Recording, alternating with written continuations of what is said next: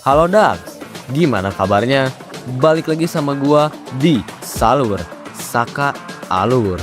Pernah nggak lu ngerasa lu itu orang paling jago di bidang lu? Sampai akhirnya lu ketemu orang yang ternyata sama jagonya dan sifatnya persis banget sama lu. Nah, itu yang dialamin sama dua aktor ganteng, tampan, elegan, dan rupawan. Ini dia alur cerita film Wolf. Bayangin, ada seorang pejabat tinggi kejebak skandal karena ada berondong mati di kamar hotelnya. Dia manggil fixer atau orang yang ahli beresin masalah tanpa jejak. Tapi plot twistnya yang datang cuma bukan satu, tapi dua. Dan mereka berdua ini tipe lone wolf yang gak suka kerjasama. Tanpa berlama-lama, siapkan barisan, pegang erat ujung bantal, dan ayo kita masuk ke alur ceritanya.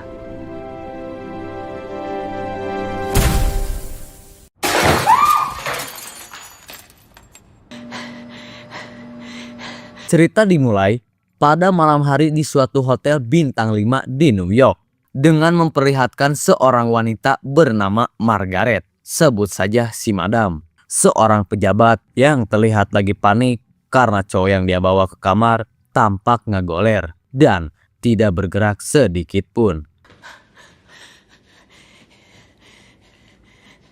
Lalu ia mencoba menelpon nomor yang diberikan temannya, yang ternyata nomor itu adalah seseorang yang katanya sangat profesional, ahli, dan lihai dalam memecahkan masalah yang tidak bisa diselesaikan oleh orang lain. And he said, you can never predict the future and that maybe one day I may need that one man.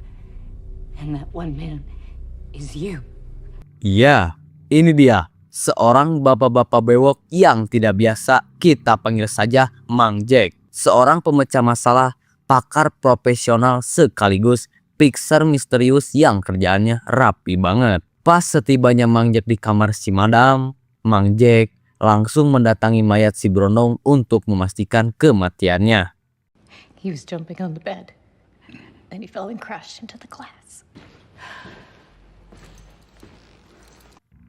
Setelah memastikan kematian si berondong, Mang Jack menghampiri si Madam untuk menenangkan dan mencoba untuk membuat drama yang seolah si Madam tidak pernah ada di sana. Tak lama kemudian, mereka berdua mendengar pintu diketuk. Akan tetapi, seseorang langsung masuk dan muncul begitu saja. Say hello. Say hello. Hello? No service, please. Thank you.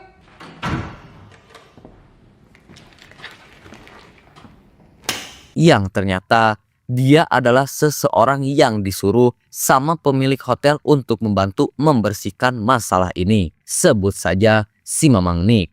Tanpa si Mang Jack dan si Madam sadari, pemilik hotel sedang mengawasi mereka melalui CCTV kecil di pojok. Saat mereka sedang kebingungan, muncul suara telepon dari pemilik hotel tersebut yang mengatakan bahwa si Mang Nick orang yang ia sewa untuk membersihkan masalah ini. Si pemilik hotel juga menambahkan bahwa hotelnya masih baru. Ia tidak mau image hotelnya tercoreng gara-gara masalah ini. Yang terlanjur, Mang Jack dan Mang Nick yang ada di sana, mereka mau tidak mau harus bekerja sama membersihkan jasad si berondong tersebut. Okay. Hello? Are the men there? Can you hear me? Yes, they're here. The task. We have decided that the only course of action is for you both to work together to clean up this absolute fucking clusterfuck of a mess. No.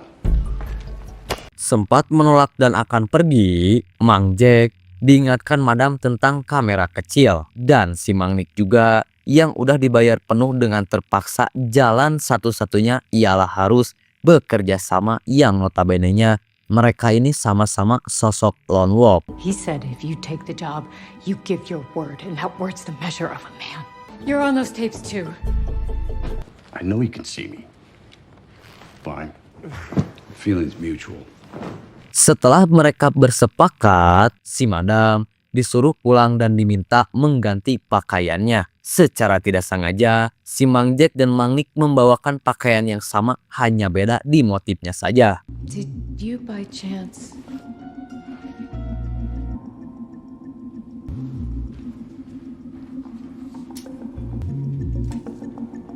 Setelah si Madam pergi, Mang Jack yang ingin saset dalam pekerjaannya langsung membungkus jasad si berondong tersebut untuk dibawa.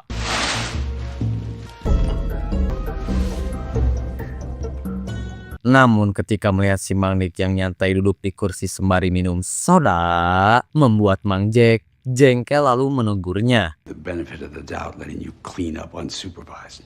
Unsupervised? Wow, that's an honor. Well, your job is to make sure that that mess behind you cannot be traced back to your client. And to do that, you have to make sure that that mess disappears completely, as if it never happened. Tapi Mang Nick membalas dengan mengatakan bahwasannya itu bukan tugasnya, karena yang harus membereskan masalah kliennya, termasuk jasad si berondong itu, ialah dirinya. Sedangkan Mang Nick hanya perlu menonton dan memastikan Mang Jack menyelesaikan pekerjaannya. Saat sedang ngahuleng, Mang Nick melihat sesuatu di balik meja yang mengalihkan pandangannya. Alangkah terkejutnya mereka ketika tahu isi dalam tas berondong tersebut yang terdapat beberapa bungkus narkoba.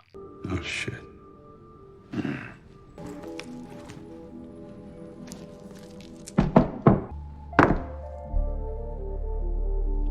Hal itu justru membuat masalah tambah-tambah serius yang akan menyusahkan mereka berdua. Tiba-tiba, si pemilik hotel meminta mereka untuk membuang begitu saja. Akan tetapi, tak semudah buang sampah di pinggir jalan karena entah itu mafia atau gembong narkoba yang memiliki narkobanya pasti akan mencari keberadaan narkoba ini. Mereka berdua sempat angkat tangan karena masalah ini sudah di luar tanggung jawab mereka. Akan tetapi, pemilik hotel mengancamnya dengan rekaman video mereka berdua. Sehingga tak ada pilihan lain. Mereka berdua benar-benar harus bekerja sama untuk menemukan siapa pemilik narkoba tersebut.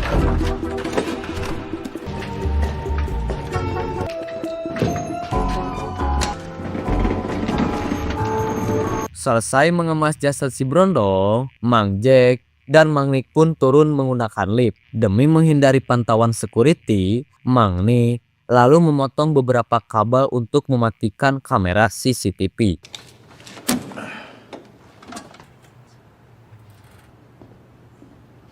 Saat security pergi ke belakang, Mang Jack langsung memasukkan jasad si berondong ke dalam bagasi mobilnya. Just don't interfere. You hold Conan the Gate, another trade secret? Let's wipe the tapes and go. No. Lagi asik-asik debat soal siapa yang paling jago, tiba-tiba si berondong ternyata belum mati. Si berondong ini cuman overdosis dan pingsan doang. Shit. Fuck. You okay? All good. Yep. Dengan fakta bahwa si berondong masih hidup, itu memudahkan mereka untuk mengetahui siapa pemilik narkoba sebenarnya. Yang diperlukan sekarang adalah membangunkan si berondong tersebut, interogasi dia, sampai mengatakan siapa pemilik narkobanya. Lalu bunuh, buang jasadnya, setelah itu kirim narkoba itu ke pemiliknya. Maka tuntaslah tugas mereka. You didn't check his pulse? Fuck you, I didn't check his pulse. He didn't have a fucking say, is he I dead? didn't think I had You to. think I didn't check his pulse? No, I do not. I think you got rattled. I think you forgot. Untuk menyadarkan si berondong ini, mereka butuh seorang ahli dokter. Mang Jack yang merasa dia lebih senior dan punya kenalan luas pun mencoba menghubungi kenalan yang sangat eksklusif yang susah dihubungi. And Didn't pick up. Where are we going? Chinatown.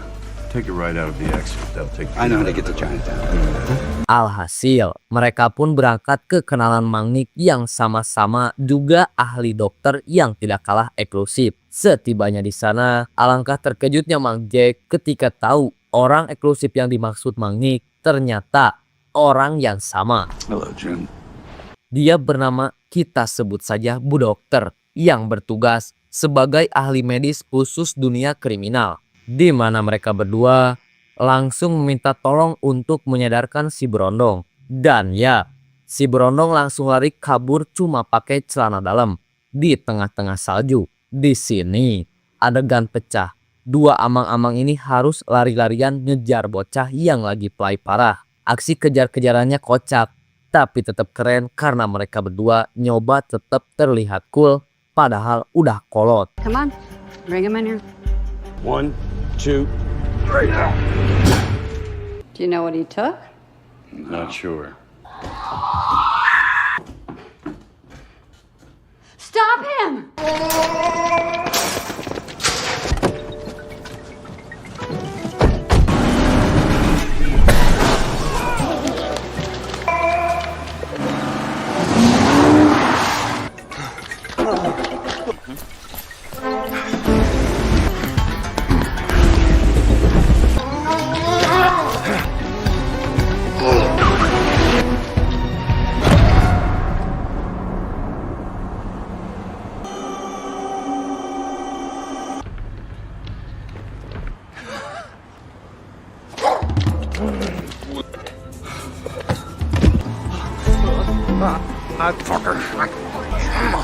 Sekarang masalahnya makin ribet ketika Mang Jack dan Mang Nick mencoba balik lagi ke Bu Dokter, tapi Bu Dokter menolak karena mereka berdua sangat merepotkannya. Sehingga tidak ada pilihan lain, mereka berdua harus mencari tempat lain untuk menginterogasinya. Singkat cerita, mereka mendapatkan satu tempat dengan menyewa kamar khusus menginterogasi si Berondong tersebut.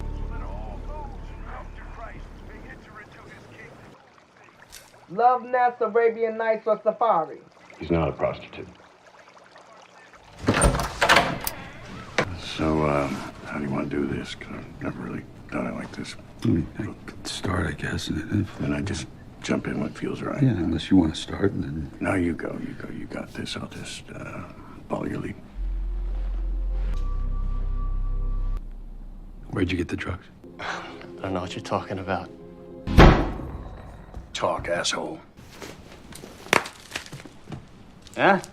Those aren't mine. Can I talk to you in the hall just for a minute? Let's get to it. Great. Setelah melalui proses panjang, akhirnya si Berondong mau memberitahu bahwa ia hanya dimintai tolong temannya untuk mengirimkan barang haram tersebut. Alih-alih langsung pergi ke tempat yang dituju, si Berondong yang belum pernah nyobaan nampobroy pun diam-diam untuk icip-icip sedikit. Si Berondong merasa pede dengan kepedean tingkat tinggi coba mampir ke salah satu bar di hotel. Dan tak sengaja bertemu Tante Girang yang tiada lain dan tiada bukan si Madam sang ibu pejabat. Ia langsung diajak si Madam buat ngamar di salah satu kamar hotel di sana. Dan tak sengaja Tijalikeh lalu langsung tak sadarkan diri. Setelah interogasi selesai, mereka langsung berangkat ke sebuah klub ice di mana tempat tersebut sering dikunjungi oleh orang-orang dari kalangan mafia. Setibanya di depan klub ice, Mang Jack dan Mang Nick pun melihat seseorang yang sama-sama mereka kenal dan langsung menurunkan kepala agar tidak ketahuan. Ternyata klub ice ini adalah sebuah klub malam yang sering didatangi mafia, yaitu geng Kroasia, di mana mereka berdua sama-sama pernah bekerja di bawah naungan geng Kroasia tersebut. Andai kata geng Kroasia melihat mereka berdua bekerja sama, maka akan jadi masalah yang sangat besar.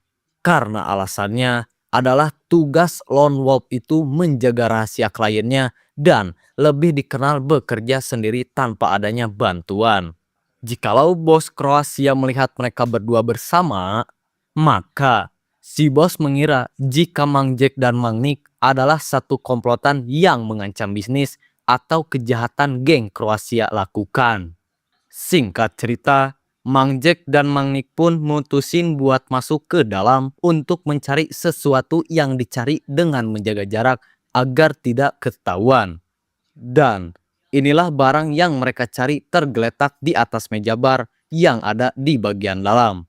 Si Berondong disuruh untuk memanfaatkan situasi yang sangat berisik. Tapi si bartender tidak bisa dimintai tolong, alhasil ia nekat loncat ke dalam bar yang membuatnya tertangkap basah. Acara beralih ke tarian tradisional yang membuat Mang Jack dan Mang Nick pun malah kejebak dan terseret di antara para penari. Pada akhirnya, si bos Kroasia menyadari keberadaan mereka berdua. Sehingga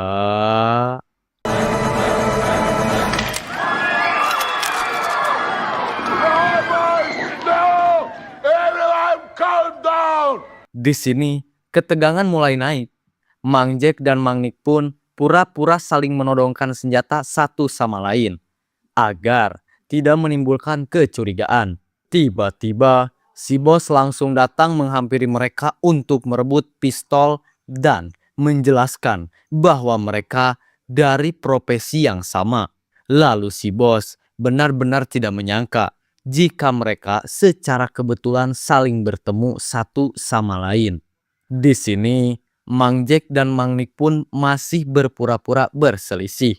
Alhasil, si bos menyuruh anak buahnya untuk mengeluarkan mereka berdua. Ketika mereka sudah keluar, ajudan si bos melihat senjata yang dipakai mereka berdua adalah jenis yang sama. Sehingga entahlah yang akan terjadi selanjutnya. Lalu Mang Nick menyuruh Mang Jack duluan ke mobil karena takut jika si Brondong akan kabur. Lalu scene diperlihatkan di sebuah restoran cepat saji. Si Brondong ini tipikal orang yang polos karena jika dia ngerti atau sudah dewasa pasti sudah kabur sedari tadi. Sehingga mereka berdua menjadi simpati ke pemuda yang geblah-gebloh ini. Singkat cerita, barang yang tadi didapat mengeluarkan bunyi yang berisikan pesan titik lokasi pengantaran. Tanpa buang waktu, mereka langsung gas meluncur.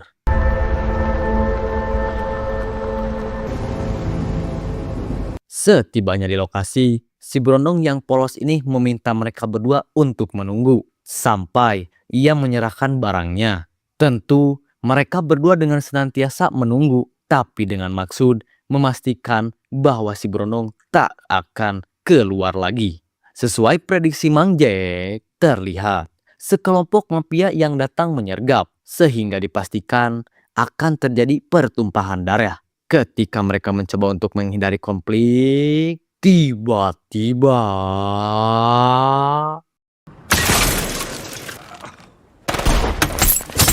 dan ya, ada 3 orang geng Kroasia yang diutus si bos untuk membunuh keduanya. Di mana Mang Jack dan Mang Nick terpaksa turun dari mobil untuk mengambil persenjataan yang ada di bagasi. Kurang dari 1 menit, mereka berdua berhasil menghabisi ketiganya.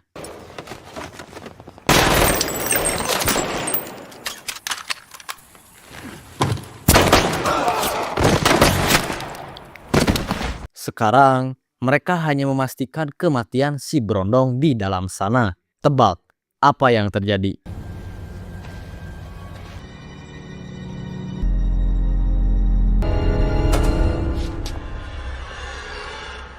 Hoki kagak habis-habis dak. Si Brondong selamat dengan sembunyi di dalam bagasi mobil lengkap dengan narkobroinya. Dengan kata lain, mereka berdua harus menyudahi pekerjaan Rarungsing ini dengan membunuh si Brondong. Akan tetapi... Finish the job. What?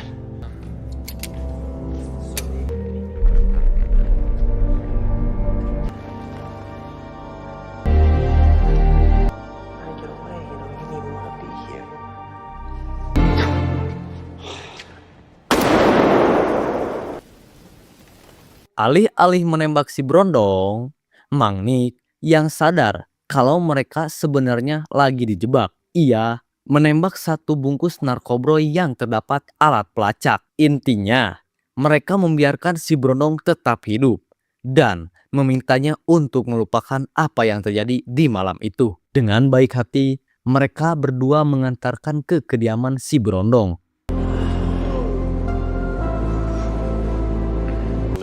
We're gonna flip a coin to see who's gonna kill you and who's gonna kill your dad.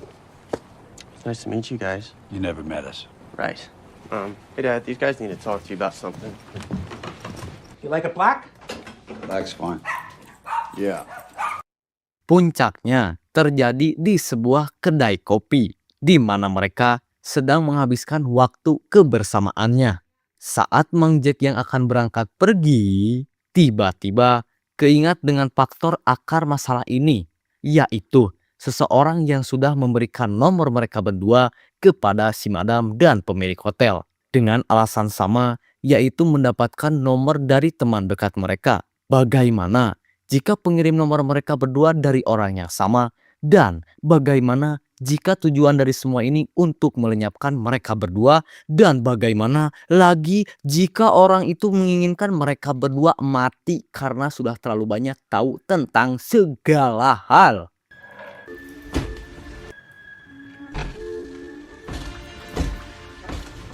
Dan ya, teori itu terbukti benar saat kedai kopi itu benar-benar kosong dan di luar mereka dikepung sama pasukan mafia bersenjata lengkap.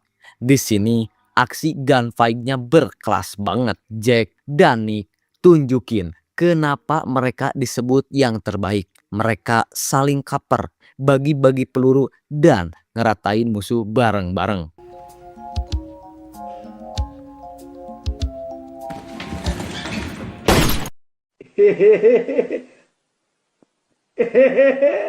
Terakhir, film ditutup dengan memperlihatkan rekaman CCTV dari hotel yang ditempati si madam dan berondong sebelum kejadian. Yang menarik adalah ada kamera tersembunyi yang memperlihatkan apa yang sedang mereka lakukan dan bagaimana si berondong jatuh di atas ranjang, dan terlihat jelas juga bahwa semua ini rekayasa yang sudah disetting oleh seseorang. Gimana menurut kalian? Mending kerja sendiri tapi pusing atau kerja bareng tapi saingan? Tulis pendapat kalian di kolom komentar. Ingat, jangan pernah ngerasa paling jago karena di atas langit masih ada langit, masih ada langit, masih ada langit, masih ada langit lagi. Pokoknya mah jangan lupa di like dan subscribe Saka Production. Gue pamit, tetap rapi, beresin masalah, dan sampai ketemu di Salur Saka Alur film keren lainnya. Salur, salur, salur, Saka Alur. Bye-bye.